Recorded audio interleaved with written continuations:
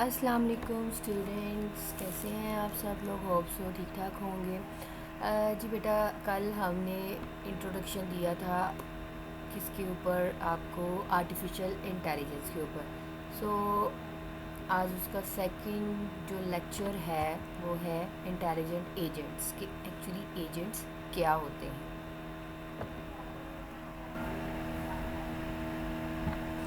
कि आज जो हमारा जो सेकंड लेक्चर है वो है इंटेलिजेंट एजेंट्स के ऊपर। तो कल आपका ओवरव्यू हुआ उसके ऊपर, आर्टिफिशियल इंटेलिजेंस के ऊपर। तो उसमें एक वर्ड था एजेंट्स। अब एजेंट्स क्या होता है उसमें आज जो आउटलाइन है हम ये वाली पढ़ेंगे। आज जो एजेंट्स का एनवायरनमेंट, रैशनैलिटी, पीस, ये चीज़ें लिखी हैं। Performance, mayor, environment, actuators, sensors, environment types, agent types, ये सारी चीज़ें हम इसमें देखेंगे।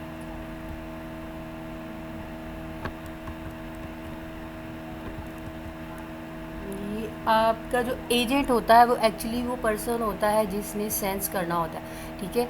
और like an agent is an entity, एक एंटिटी है दैट परसीव, जो कि परसीव कर रहा है, ले रहा है, समझ रहा है और एक्ट कर रहा है अकॉर्डिंग टू द ह्यूमन। जैसे कि हम अपने आप को एजेंट कह सकते हैं, हम ह्यूमन हैं, परसीव भी कर रहे हैं और एक्ट भी कर रहे हैं। तो यहाँ पे इंटेलिजेंट एजेंट्स जो है लाइक रोबोट जो है वो ऐसे बनाया जा रहा है जैसे कि वो ह्यूमन जैसा काम करता है। तो ये अकेला ह्यूमन या फिर अकेला रोबोट्स ही नहीं है, ये आपकी डिफरेंट वेबसाइट्स भी हैं ऐसी जो कि इंटेलिजेंट एजेंट्स के तौर पे काम करती हैं। सो आगे एग्जांपल आती जाएंगी तो हमें ज़्यादा क्लियर होता जाएगा। ओके, यहाँ पे ये देखें एजेंट है, उसके फीट बनाए हुए हैं, उसकी जो आर्म्स हैं वो बनाए हुए हैं। तो ये जो चीज़ है ब्रेन को यहाँ पे उसका एज अ सेंसर कहा गया है कि वो इन्वायरमेंट को देख के क्या कर रहा है, परसेप्ट कर रहा है, परसीव कर रहा है, समझ रहा है और उसके अकॉर्डिंग क्या परफॉर्म कर रहा है, एक्शन कर रहा है। उसके जो ये वाले जो हैंड है ये और फीट, ये दोनों एक्टुएटर्स के तौर पर काम कर रहे हैं,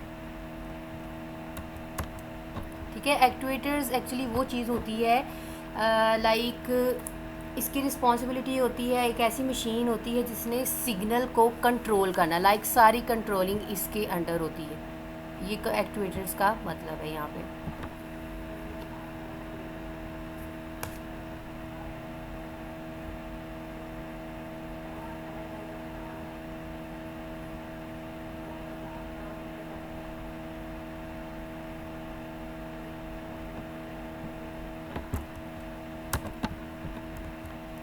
okay, agents include human, robot, software, thermostat, etc. अब ये जो रोबोट है इसकी तो समझ आ गई, ह्यूमन का पता चल गया। सॉफ्टवेयर भी आपके जो भी सॉफ्टवेयर्स आप बना रहे हैं, सिस्टम्स बना रहे हैं, डिफरेंट वेबसाइट्स होती है ना, like as a intelligent agent के तौर पे काम कर रही होती हैं। जैसे गूगल के ऊपर आप सर्च करते हैं तो वो आपको कितनी ज़्यादा उससे रेलिवेंट सर्च दे देता है, तो ये सारा सॉफ्टवेयर के अंदर आता है। थर्मोस्टेट मशीनरी है, आपके जो टेम्परेचर वगैरह की कंट्रोलिंग है उसको चेक करना, और ऑटोमेटिकली जो भी सिस्टम है लाइक ये जो चाय वगैरह बनाने के लिए हम थर्मोस्टेट लेते हैं, ठीक है, ऑटोमेटिकली क्या होता है, हीट को कंट्रोल तो करता है, ऑटोमेटिकली क्लोज भी हो जाता है। तो ये सारी की सारी इंटेलिजेंट एजेंट के तौर पर मशीनरी तैयार की गई है। एब्स्ट्रैक्टली अगर मैं इसको कंसाइजली सारा का सारा इसका जो भी कंसाइज करके बिल्कुल शॉर्ट एब्रीविएशन में बताएं तो ये चीज़ क्या होती है, एक एजेंट क्या होता है। An agent is a function, ये एक ऐसा फंक्शन है फ्रॉम परसेप्ट हिस्ट्रीज़, मतलब कि परसेप्ट कर रहा है हिस्ट्रीज़ किसके according, according to the actions, ठीक है। अभी ये देखें ना, इन्वायरमेंट है, परसेप्ट किया, उसके अकॉर्डिंग क्या परफॉर्म कर रहा है, एक्शन परफॉर्म कर रहा है। सो यहाँ पे ये जो लिखा हुआ है ये वाला जो फंक्शन है F:(P), यहाँ पे P जो है, P के साथ जो स्टेरिक है इसका मतलब है percept histories according to the environment, ठीक है। वहाँ से क्या कर रहा है, इम्प्लाइज टू एक्शन, ठीक है। फ्रॉम परसेप्ट हिस्ट्री टू एक्शन, परसेप्ट किया और फिर उसके ऊपर एक्शन परफॉर्म कर दिया।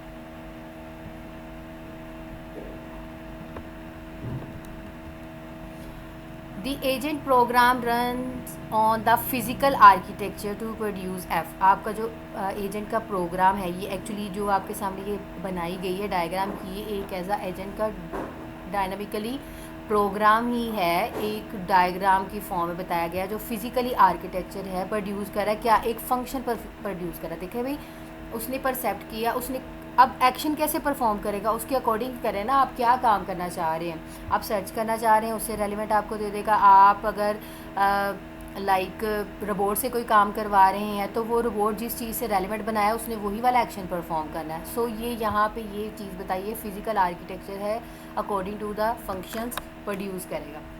तो यहाँ पे एजेंट इज़ इक्वल टू क्या हुआ, आर्किटेक्चर प्लस प्रोग्राम, दो चीज़ें हुई। एजेंट किसके इक्वल है, आर्किटेक्चर, जो भी आर्किटेक्चर बनाया है, जो भी आप एक स्केच बना रहे हैं, मतलब एक आपने तैयार की है, आपने एक एजेंट तैयार किया है, प्लस प्रोग्राम, दो चीज़ें। सॉफ्टवेयर भी तो उसके अंदर डील करना होता है आपने, हार्डवेयर और सॉफ्टवेयर का कम्बिनेशन ही होता है ना intelligent agent.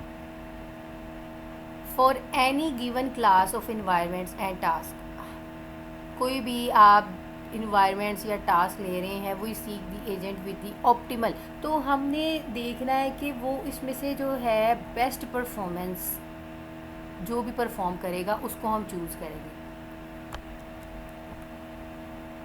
कैवेट, computational limitations make perfect rationality unachievable. ये कैवेट का मतलब ही यही होता है कि जो भी हमारे पास कंप्यूटेशनल चलाने की लिमिटेशंस है, हदूद है, उसको हमने क्या बनाना है, परफेक्ट बनाना है कि वो आपकी रैशनैलिटी, आपके फंक्शंस जो परफॉर्म हो रहे हैं लामहदूद अनअचीवेबल हो।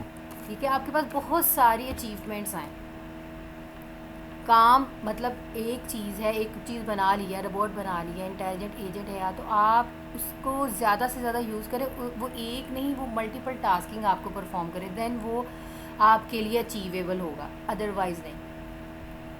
Attempt to design the most intelligent program under the given resources. अब जो आपने डिज़ाइन बनाया है उसी के अकॉर्डिंग ही वो काम करेगा ना, जितने आपने रिसोर्सेज होंगे आपके, जितनी आप जैसी आपने उसमें फंक्शनैलिटी दी है वैसा ही वो एजेंट जो है वो काम करेगा। जैसे कि यहाँ पे वैक्यूम क्लीनर वर्ड की बात करते हैं, आप देखें आपको रोबोट का पता ही है वैक्यूम क्लीनर वर्ड जो रिपोर्ट है वो क्या काम करता है। इसकी परसेप्शन क्या है, लोकेशन देनी है और इसको कंटेंट देना है। उसका काम क्या है, वैक्यूम क्लीनर डर्टी होगा उसको क्लीन करेगा, ठीक है, यही दो काम ही करेगा ना, क्लीन करेगा, उसको पता है कि डर्टी है यहाँ से इसको क्लीन करेगा। एक्शन क्या परफॉर्म करेगा, ये लेफ़्ट, राइट, सक और नो, मतलब ये इसकी मूवमेंट है, बस इससे ज़्यादा और नहीं वैक्यूम क्लीनर काम करता है। अब ये मतलब यहाँ पे डस्ट है, ठीक है, तो अब इसने इसको पता चल रहा है यहाँ पे डर्ट है, यहाँ पे डस्ट पड़ी हुई है, तो वो उसको क्लीन कर देगा। तो ये इसके सारे फंक्शंस हैं। परसेप्ट सीक्वेंस मेंशन है, मेरे क्या एक्शन परफॉर्म करेगा। ए का ये देखिए क्लीन, इसको पता है कि ये डर्टी है, ठीक है। बी क्लीन, फिर बी डर्टी, मतलब कि ये डिफरेंट उसके एक्शंस हैं परफॉर्म हो रहे हैं उसके अकॉर्डिंग। राइट सक, लेफ़्ट सक, राइट सक, मतलब कि वो मूवमेंट इसी रेंज में करेगा, जैसी उसको फंक्शनैलिटी दी है उसके अकॉर्डिंग उसने उसको क्लीन करना है। सो ये तो एक सिंपल एग्जांपल है। ओके, रैशनैलिटी में आती है इसकी performance measures. An agent should strive to do the right thing, ठीक है। अब आप जो भी आपका एजेंट बनाया है, आपने अगर सफाई के लिए बनाया है तो वो उसी से रेलिवेंट काम करे, ऐसा नहीं होना चाहिए कि वो कोई और काम परफॉर्म करने लग गया।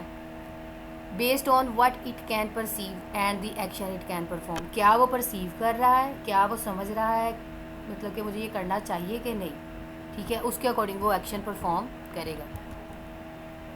Right action is the one that will cause the agent to the most successful.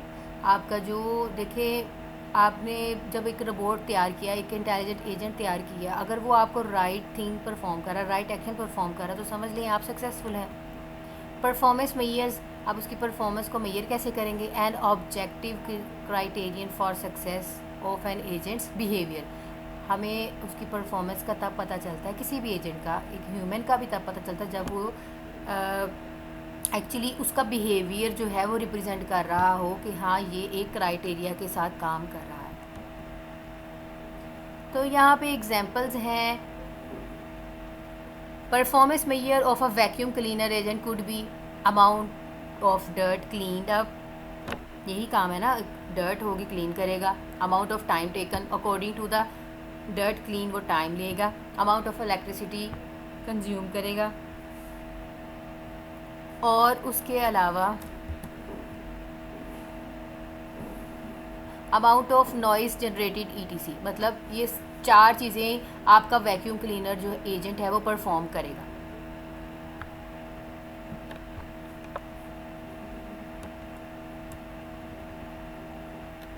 Okay, rational agent का रोल क्या है?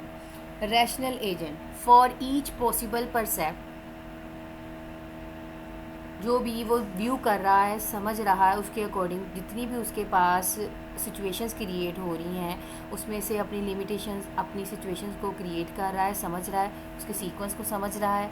A rational agent should select an action, एक वो एक्शन को सिलेक्ट करेगा, भाई उसको टास्क मिल गया है, उसने वो करना है। That is expected to maximise, मतलब कि हमने एक चीज़ बनाई है, हमें पता कब चलेगा कि वो सक्सेसफुल है? जब हम काम छोटा है लेकिन हमें अचीवमेंट जो है वो बड़ी मिल रही है, उसकी परफॉर्मेंस अच्छी मिल रही है।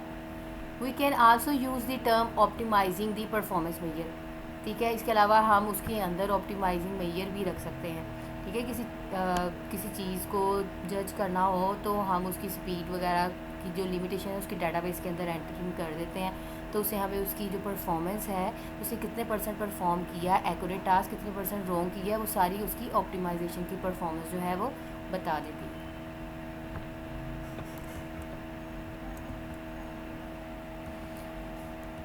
ओके, 3 ट्रेड्स हैं इसके, करेक्टरिस्टिक्स हैं इसकी रैशनल एजेंट की।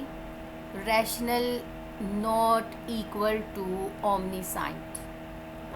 अब ये चीज़ क्या होती है? ओमनीसाइंट का तो जितने भी तमाम कलेक्शन ऑफ है थे ना साइंटिस्ट, कलेक्शन ऑफ साइंटिस्ट, तमाम साइंसदान, मतलब कि एक रैशनल जो है वो नॉट इक्वल टू ओमनीसाइंट। तो इसका मतलब होता है तमाम साइंसदान जिन्होंने भी ये कंसेप्ट दिया है तो ये इसके इक्वल नहीं है। परसेप्ट में not supply all relevant information, इसी से पता चल गया कि rational is not equal to omniscient, मतलब कि आपकी जो परसेप्शन है ज़रूरी नहीं है कि वो सारी रेलिवेंट इन्फॉर्मेशन प्रोवाइड करे। रैशनल नॉट इक्वल टू क्लेयरॉयंट, मतलब इसका क्या मतलब होता है? जैसे कि वो सुना होगा आप लोगों ने गैबी इलम रखने वाला, ठीक है। इसका मतलब होता है गैबी इलम, लिटरली क्लियर विजन, मतलब उसको पता होता है कि मेरा ये विजन, मेरा जो एम है वो क्लियर है। एक्शन आउटकम्स में not be as expected, some time जो हमने चीज़ बनाई होती है, एजेंट जो होता है वो सम टाइम आपको एक्सपेक्टेडली वैसा इलम नहीं दे रहा होता जैसा कि आप चाह रहे हैं, सो वो गैबी इलम नहीं रख रहा होता। Hence rational not equal to successful.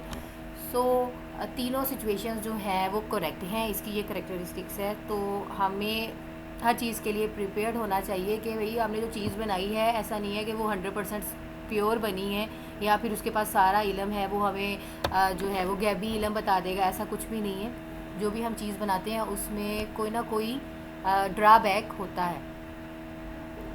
Rational implies that exploration, more explore करना, ठीक है, उसकी तलाश करना, बहुत फाइंड आउट करते रहना, लर्निंग करना, पढ़ते रहना। आपने एक बार चीज़ बना दी है, ऐसा नहीं है कि बना के छोड़ दी है, उसके अंदर ग्रूमिंग करते रहना चाहिए, उसमें चेंजेस करते रहना चाहिए। ऑटोनॉमी, हाँ जी, खुद मुख्तार होनी चाहिए चीज़, पता है कि एक बार बना दी है तो दोबारा भी वो क्या हो, आप उसको चेंज कर सकें।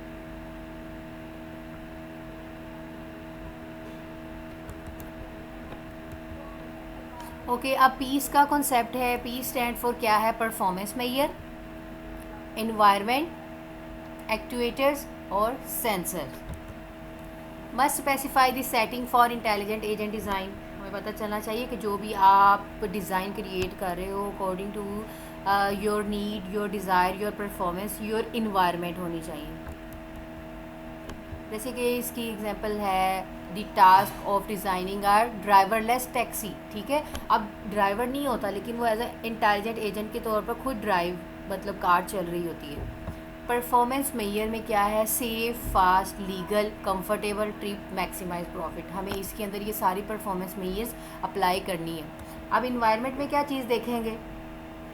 ये एक एग्जांपल है ड्राइवरलेस टैक्सी की, और इसमें ये चारों चीज़ें मर्ज हो रही हैं, हमें ये चारों चीज़ों को देखना होता है। अब इन्वायरमेंट में रोड्स होगा, ठीक है, अब आप उसमें किस तरह रोड को मैनेज करना है, अदर ट्रैफिक को कैसे मैनेज करना है, पेडेस्ट्रियंस मतलब चलने वालों को भी तो देखना है ना, कस्टमर्स को भी देखना है। हाँ जी, एक्टिवेटर्स, ये मैंने ऑलरेडी बता दिया क्या होते हैं। कंट्रोल सिग्नल सारे प्रोवाइड करने हैं आपने, steering wheel, accelerator, brake, signal, horn, ये सारी चीज़ें आपने एक्टिवेटर्स के अंदर परफॉर्म करनी है। फिर उसके बाद सेंसर्स के अंदर क्या आ जाएगा, cameras, speed metre, GPS system हो गया, इंजन सेंसर्स हो गया। तो ये एक ड्राइवरलेस टैक्सी की एग्जांपल थी अकॉर्डिंग टू द पीस। ठीक है, ये जब आपने इंटेलिजेंट एजेंट को डिज़ाइन करना तो ये चारों चीज़ें आपने फुलफ़िल करनी हैं।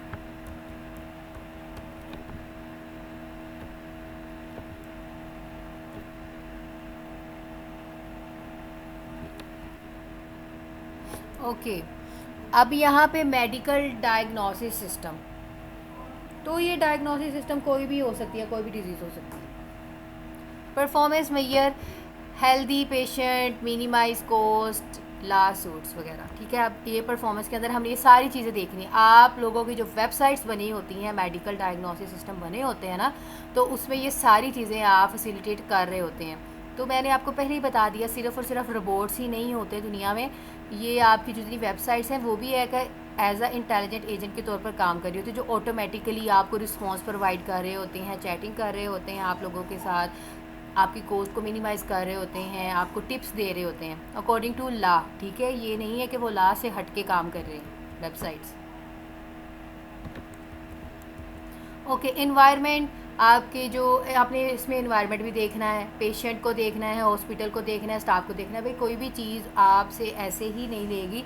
अगर आप रियल टाइम पे भी एक रोबोट काम कर रहा है ना मेडिकल डायग्नोसिस के तौर पर, तो उसको भी सारी चीज़ें आपको समझानी पड़ेंगी, उसके अंदर सारी डीलिंग, आपको सारा सॉफ्टवेयर का सेटअप वैसे करना पड़ेगा।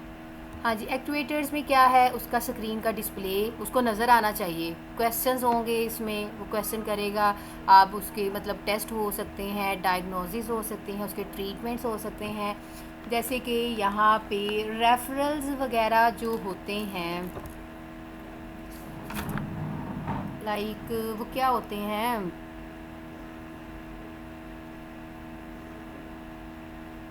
रेफरेंस देना, हवाला देना। ठीक है, यहाँ पे इसका भी कॉन्सेप्ट वही है। रेफरल्स हो गया, रेफरेंस हो गया, ये टर्म्स एक चीज़ के है। तो जो भी क्वेश्चन किया, उसकी क्यूरी हुई, उसकी टेस्टिंग हुई, उसके अकॉर्डिंग वो डायग्नोस करेगा कि हाँ भी इसका ये ट्रीटमेंट है, इसको ये डिजीज़ है। सेंसर्स के अंदर क्या चीज़ आती है, कीबोर्ड। कीबोर्ड में आप उसकी सेटिंग कैसे करनी है, लाइक एंट्री ऑफ सिम्टम्स, वो अपने सिम्टम्स को एंटर करेगा। देखिए एक वेबसाइट है, आप कैसे अपनी प्रॉब्लम को बताएंगे, कीबोर्ड के ज़रिए डाटा एंटर करोगे ना, और उसके अकॉर्डिंग वो फाइंड करेगा, आपको उससे रेलिवेंट आपकी सारी क्यूरीज़ को नीचे जो है वो शो करवा देगा। पेशेंट्स के आंसर्स होंगे, क्वेश्चन करेंगे जो भी है, डिफरेंट FAQs भी डाल देते हैं, समटाइम हम फ्रीक्वेंट आंसर क्यूरीज डाल देते हैं। उससे ये होता है कि बहुत सारे लोग जो होते हैं ना वो सेम क्वेश्चंस पूछ रहे होते हैं, तो हम FAQs जो है वो और ऑटोमेटिकली ऐड कर देते हैं, ताकि अगर इससे रेलिवेंट क्वेश्चन करे तो उसको ये वाला रिप्लाई सेंड कर दिया जाए। ओके, यहाँ पे इन्वायरमेंट की टाइप्स हैं। ठीक है, फुल्ली ऑब्जर्वेबल, ऑब्जर्व करना, वर्सेस किसके साथ, पार्शली ऑब्जर्वेबल, मतलब कि फुली और पार्शली। फुल पे तो हम फुल चीज़ को टैकल कर रहे होते हैं, पार्शली में कुछ कुछ चीज़ें हैं जो स्किप हो जाती हैं। An agent can sense at any point in time is completely sufficient to make the optimal decision. देखिए एक एजेंट का क्या काम है, उसने सेंस करना है किसी भी पॉइंट पे, किसी भी टाइम, लेकिन अपने टाइम के अंदर उसको कंप्लीट करना है, और उसके अकॉर्डिंग ऑप्टिमल का तो बता दिया, बेस्ट सोल्यूशन फाइंड आउट करना, बेस्ट डिसीजन करना है। An agent sensor give it access to complete state. आपका जो एक एजेंट का सेंसर है वो क्या कर रहा है, कंप्लीट एक्सेस प्रोवाइड कर रहा है ऑफ द एनवायरनमेंट, एक एनवायरनमेंट को, at each point in time. जिस टाइम उसको पूछा जा रहा है वो टाइम, और हर टाइम उसने एक्टिव रहना है, अपनी स्टेट्स को कंप्लीट करना है। Cards games, when all cards are displayed versus poker. ठीक है, ये इसकी एग्जांपल दी हुई है card games when all cards are displayed versus poker. ठीक है, आप लोगों को तो पता है कि ये क्या गेमिंग सिस्टम है। तो ये एक सिंपल बताई गई है। ये दोनों जो है ना एज अ फुल ऑब्जर्वेबल और पार्शली में डिफरेंस है। यहाँ पे एक स्टेट है, ये एक स्टेट है, मतलब एक लाइक एंटिटी बनाई हुई है। ये आपका एक एजेंट है, यहाँ पे भी एजेंट है, ये भी एक स्टेट है। अब ये कैसे वर्किंग कर रही है? स्टेट एक्शन परफॉर्म होगा अकॉर्डिंग टू द इन्वायरमेंट। ठीक है, हर चीज़ में इन्वायरमेंट को हमने फोकस करना है। वो 4 चीज़ें आपने नहीं भूलनी, पीस का कॉन्सेप्ट नहीं भूलना। अकॉर्डिंग टू द इन्वायरमेंट इसने क्या करना है? सेंस करना है। अब कौन कर रहा है? एजेंट ही कर रहा है ना आपका। अब सेंस कहाँ से करना है? अकॉर्डिंग टू द स्टेट, जो भी सिचुएशन होगी। अब वो स्टेट कहाँ से ले रहा है? According to the environment. फिर उसके अकॉर्डिंग वो क्या करेगा? अपना एक्शन जो है वो परफॉर्म करेगा। लेकिन यहाँ पे थोड़ा सा कंसेप्ट जो है वो इन्हांस हुआ। इसमें देखें कि यहाँ पे एजेंट्स अपनी मेमोरी के अंदर उसको क्या कर रहा है? लूप बैक कर रहा है। अभी ये सिंपल कॉन्सेप्ट था, लेकिन यहाँ पे जो चीज़ें हैं उसको कैसे पता चलेगा एजेंट को कि मैं इन्वायरमेंट को टैकल कर रहा हूँ, मैं किस चीज़ को समझ रहा हूँ कि हाँ भाई ये इसके पास एक ये सिचुएशन आई है, ये वाली स्टेट आई है, तो अकॉर्डिंग टू द इन्वायरमेंट चलना है, फिर उसको सेंस करना है, फिर उसके अकॉर्डिंग उसको एक्शन परफॉर्म करना है। तो ये जो इंटेलिजेंट एजेंट होता है ना, वो अपनी मेमोरी के अंदर स्टोरेज करता है। जैसे कि हमारे हमारे हमारे पास ब्रेन है, ठीक है, हमारे पास न्यूरॉन्स हैं। तो एजेंट के पास क्या है? उसके पास मेमोरी है, और वो भी एज अ न्यूरॉन्स ही काम कर रही होती है। जो भी इंटेलिजेंट एजेंट्स होते हैं ना, उसमें हम न्यूरॉन्स का कॉन्सेप्ट देते हैं। उसमें सीपीयू तो हमने देखा हो ना, सीपीयू क्या होता है? सेंट्रल प्रोसेसिंग सिस्टम होता है। लेकिन अगर सीपीयू तो आपके कंप्यूटर का पार्ट है, intelligent agent just CPU based नहीं होता, वो न्यूरॉन्स के बगैर काम नहीं कर सकता। और न्यूरॉन्स भी एक हेल्दी स्टोरेज होती है, आपकी मेमोरी होती है, सेम टू सेम ह्यूमन जैसे काम करती है। ओके, वही उसकी टाइप्स कंटिन्यू है। Single agent versus multi agent, अभी हमने फुली और पार्शली में देखा था। अब सिंगल एजेंट और मल्टी एजेंट। अच्छा भाई, सिंगल जैसे कि एक गेमिंग वगैरह हम खेल रहे होते हैं, ठीक है, सिंगल एजेंट तो खुद ही चलो सारे काम परफॉर्म कर रहा होता है। लेकिन मल्टी एजेंट कैसे कर रहे होते हैं? उसमें बाकी सारे कंप्यूटर होते हैं, बाकी सारा कंप्यूटर डील कर रहा होता है, तो वो इंटेलिजेंट एजेंट्स होते हैं। और एक हम खेल रहे होते हैं साथ में गेम, ठीक है, 4 प्लेयर्स हैं, वो 3 जो है वो कंप्यूटर डील कर रहा है एज अ इंटेलिजेंट एजेंट, ठीक है, और बाकी हम सिंगल एजेंट के तौर पे काम कर रहे होते हैं। An agent operating by itself in an environment. देखिए, एक जो एजेंट है वो ऑपरेट कर रहा है इटसेल्फ, खुद ब खुद, अकॉर्डिंग टू इन्वायरमेंट, और एक इन्वायरमेंट के अंदर। In the multi agent case, आप मल्टी एजेंट केस में क्या होता है? जो भी परफॉर्मेंस मेजर हो रही होती है एक एजेंट की, किसके ऊपर डिपेंड होती है? उसकी परफॉर्मेंस मेयर्स के ऊपर होती है। परफॉर्मेंस मेयर और मेयर्स में ये डिफरेंस है। परफॉर्मेंस मेयर कर रहे हैं, लेकिन किसकी बेस पे? अदर्स एजेंट्स की परफॉर्मेंस मेयर्स की बेस पे। दूसरे एजेंट्स क्या परफॉर्म कर रहे हैं, ठीक है, उसकी बेस पे मल्टी एजेंट्स काम कर रहे होते हैं, एक दूसरे की परफॉर्मेंस को मेयर कर रहे होते हैं। कम्पिटिटिव और कोलैबोरेटिव। कम्पिटिटिव मल्टी एजेंट्स, दोनों में मल्टी एजेंट्स है, लेकिन जैसे कि अब कम्पिटिटिव में क्या है, आप गेम ले लें, यहाँ पे एग्जांपल बेस्ट दी हुई है चेस प्लेइंग, ठीक है, चेस प्लेइंग कर रहे होते हैं तो वो कंपटीशन ही हो रहा होता है। और कोलैबोरेटिव में क्या है? देखिए, कोलैबोरेशन के साथ खेलना, जैसे कि रोबोसोसर्स, हम फुटबॉल खेलते हैं तो कोलैबोरेशन के साथ ही खेल रहे होते हैं। तो ये दोनों में डिफरेंस है।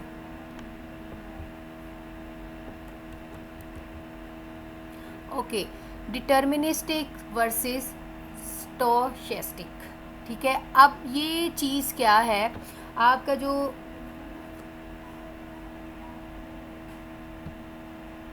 मतलब अकॉर्डिंग टू सिचुएशन आपको टाइप्स बताई गई हैं, जैसे कि इस तरह पसंद लोग होते हैं और उसके रिवर्स लोग होते हैं। The next state of the environment is completely determined by the current state and the action executed by an agent. अब ये भी डिटरमाइन कर रहा है कम्प्लीटली, जो कि मतलब खुद मुख्तार और खुद मतलब कि हाँ डिसीजन मेकिंग होते हैं कि हाँ हमें ये चीज़ पसंद है, ठीक है। इसकी एग्जांपल जैसे कि लिखी हुई chess versus rolling a dice, ठीक है, तो ये इसकी एग्जांपल है। ये बेटा ये जो है ना, बस टाइप्स बता रहे हैं कि हाँ भाई ये टाइप्स हैं according to environment. Static versus dynamic, कि आपका एजेंट क्या क्या काम परफॉर्म कर सकता है। स्टैटिक पता है साकिन है, डायनामिक मतलब movable. The environment is unchanged while an agent is deliberating which action to execute, मतलब अब इन्वायरमेंट की जो चेंज कर रहा है उसने क्या एक्शन को एग्जीक्यूट करना है। तो the environment is semi dynamic if the environment itself does not, हमें पता है कि सेमी डायनामिक जो हो रहा होता है उसमें क्या हो रहा होता है, फुली जो है चेंज नहीं हो रहा होता। अगर फुली डायनामिक हो तो वो अकॉर्डिंग टू सिचुएशन और टाइम इन्वायरमेंट चेंज होता रहता है, ठीक है। सेमी डायनामिक में ये है प्रॉपर चेंज नहीं होगा, लेकिन पैसेज ऑफ टाइम जो है उसको क्यूरीज दे के हम चेंज करेंगे। जैसे मैं मतलब कोई चीज़ बनाई है, मैंने कहा कि नहीं हाँ इसको मैंने अभी चेंज करना है, ये टूल अच्छे से काम नहीं कर रहा, इसको थोड़ा सा चेंज करना चाहिए, मैं इसको डायनामिक टच दे दूँगी। लेकिन सेमी डायनामिक फॉर्म में ये है कि जब मैं उसे करूँगी चेंज तब वो होगा, लेकिन एज अ स्टैटिक नहीं काम कर रहा वो।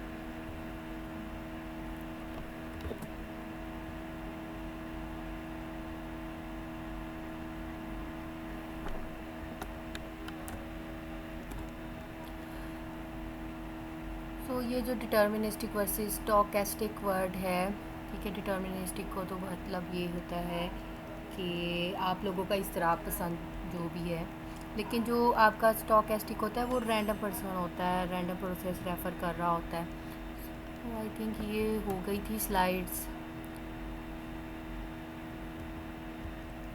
ओके, एपिसोडिक वर्सेस आपकी जो एपिसोड्स की फॉर्म में या वर्सेस सीक्वेंशियल की फॉर्म में एपिसोड चल रहे होते हैं, लाइक उसको हम एक एटॉमिक एपिसोड्स की फॉर्म में तोड़ देते हैं, उसके अकॉर्डिंग वो परसीव हो रहा है। ऐसा नहीं है कि वो सेपरेटली काम कर रहा होता है, वो डिपेंड कर रहा होता है अपने प्रीवियस वाले एक्शन के साथ, ठीक है।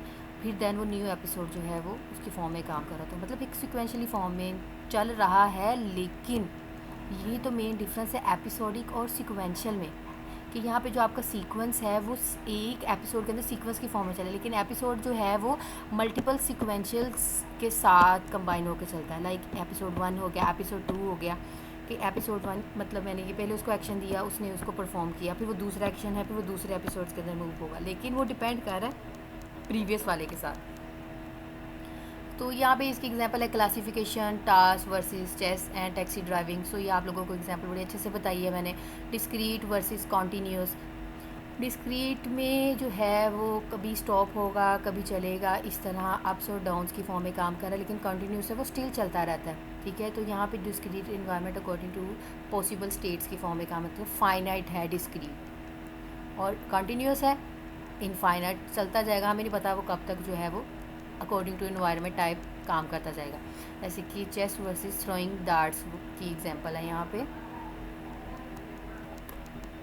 ठीक है। चेस का तो पता है, थ्रोइंग डार्ट्स यहाँ पे ये चीज़ होती है, एक्चुअली इसका कोई मीनिंग नहीं है, लेकिन जैसे वो गेम होती है ना कि सडन मूव हो जाना, सडन मूवमेंट करना, कभी स्पीड होगी कभी वो उसकी फॉर्म में चल रहा है, कंटिन्यूस जो है वो काम करती जा रही है।